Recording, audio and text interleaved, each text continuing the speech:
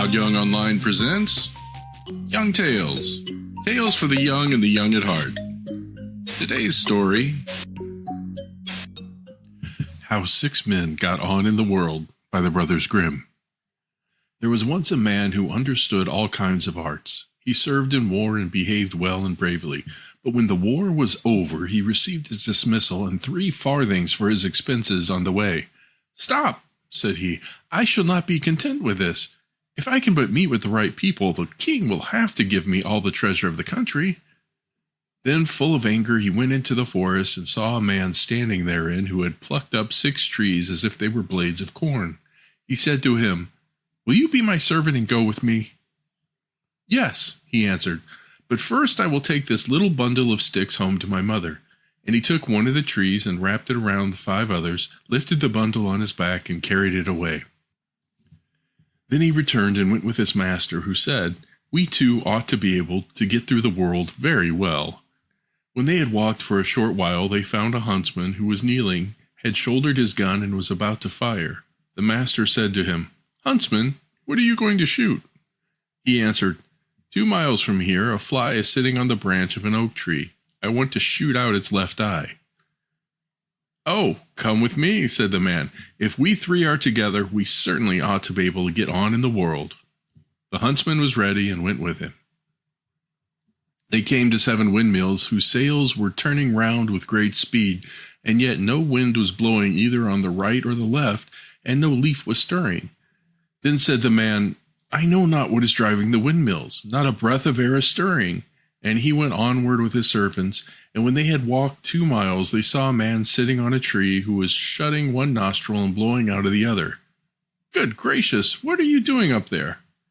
He answered, 2 miles from here are 7 windmills. Look, I am blowing them till they turn round." "Oh, come with me," said the man. "If we 4 are together, we shall carry the whole world before us." Then the blower came down and went with him.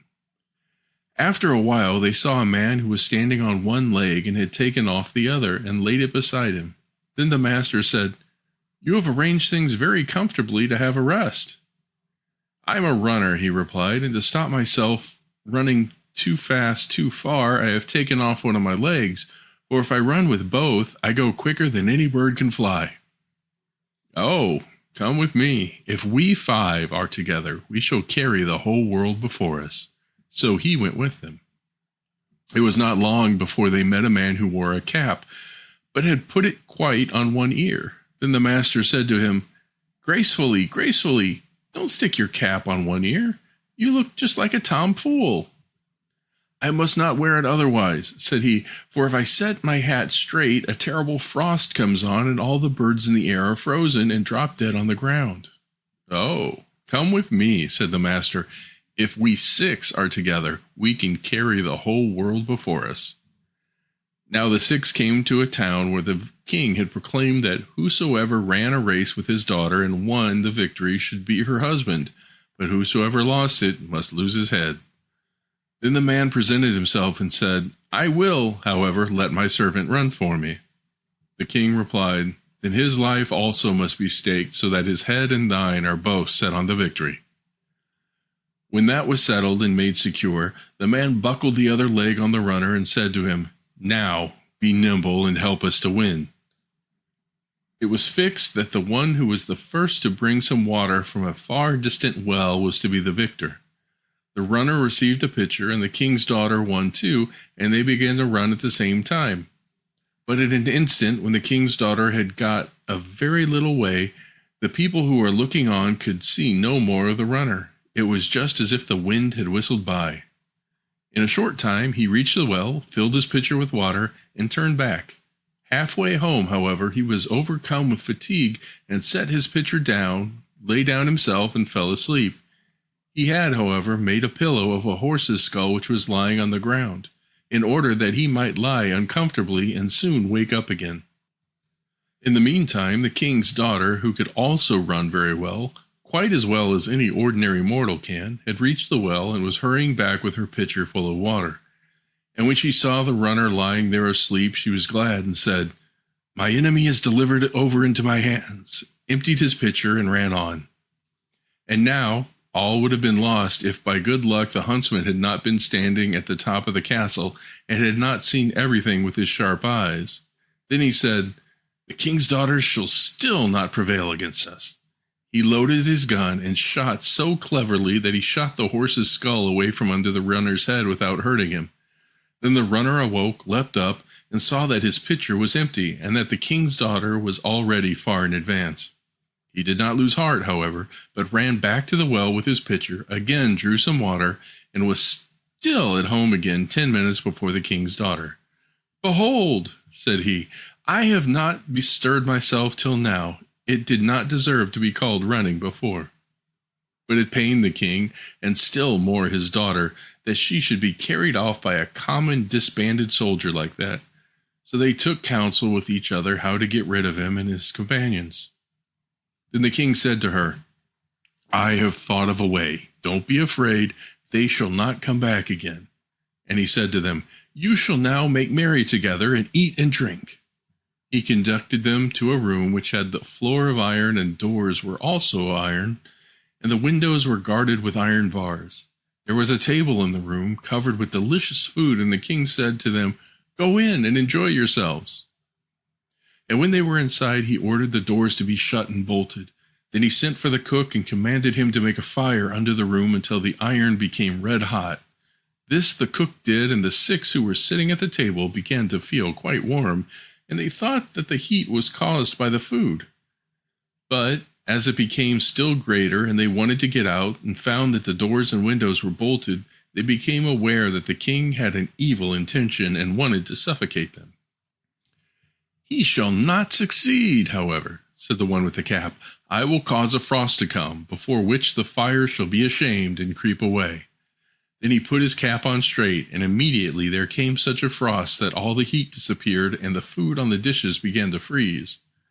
When an hour or 2 had passed by, and the king believed that they had perished in the heat, he had the doors opened to behold them himself. But when the doors were opened, all 6 were standing there, alive and well, and said that they should very much like to get out to warm themselves, for the very food was fast frozen to the dishes with the cold. Then, full of anger, the king went down to the cook and scolded him, and asked why he had not done what he had been ordered to do. But the cook replied, "There is heat enough in there. Just look for yourself." Then the king saw that a fierce fire was burning under the iron room, and perceived that there was no getting the better of the 6 in this way. Again, the king considered how to get rid of his unpleasant guests, and caused their chief to be brought, and said, "If you will take gold and renounce my daughter, you shall have as much as you wish." "Oh, yes, Lord King," he answered, "give me as much as my servant can carry, and I will not ask for your daughter." On this the king was satisfied, and the other continued, "In 14 days I will come and fetch it." Thereupon he summoned together all the tailors in the whole kingdom, and they were to sit for 14 days and sew a sack.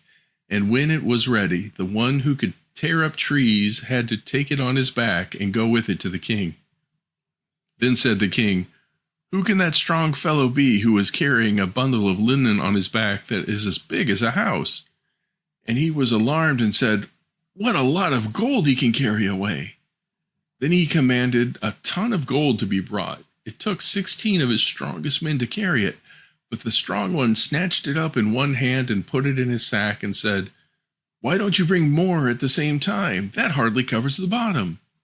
Then little by little the king caused all his treasure to be brought thither, and the strong one pushed it into the sack, and still the sack was not half full with it. "Bring more," cried he. "These few crumbs don't fill it." Then 7,000 carts with gold had to be gathered in the whole kingdom, and the strong one thrust them and the oxen harnessed to them into his sack. "I will examine it no longer," said he, "but will just take what comes, so long as the sack is but full." When all that was inside, there was room for a great deal more. Then he said, "I will just make an end of the thing. People do sometimes tie up a sack even when it is not full." So he took it on his back and went away with his comrades.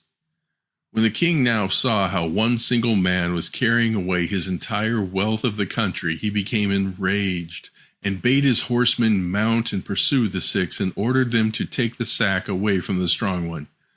2 regiments speedily overtook the 6 and called out, "You are prisoners! Put down the sack with the gold, or you will all be cut to pieces." "What say you?" cried the blower. "That we are prisoners? Rather than that should happen, all of you shall dance about in the air." And he closed one nostril and with the other blew on the 2 regiments. Then they were driven away from each other and carried into the blue sky all over the mountains, one here and the other there. One sergeant cried for mercy. He had 9 wounds and was a brave fellow who did not deserve ill treatment. The blower stopped a little now, so that he came down without injury, and then the blower said to him, "Now go home to your king and tell him that he had better send more horsemen, and I will blow them all into the air." When the king was informed of this, he said, "Let the rascals go. They have the best of it." Then the 6 conveyed the riches home, divided it amongst themselves, and lived in content until their death. The end. Young Tales is produced and narrated by Todd Young from Todd Young Online. If you enjoyed this, please like and subscribe and join us next time for another story. Thank you for your support.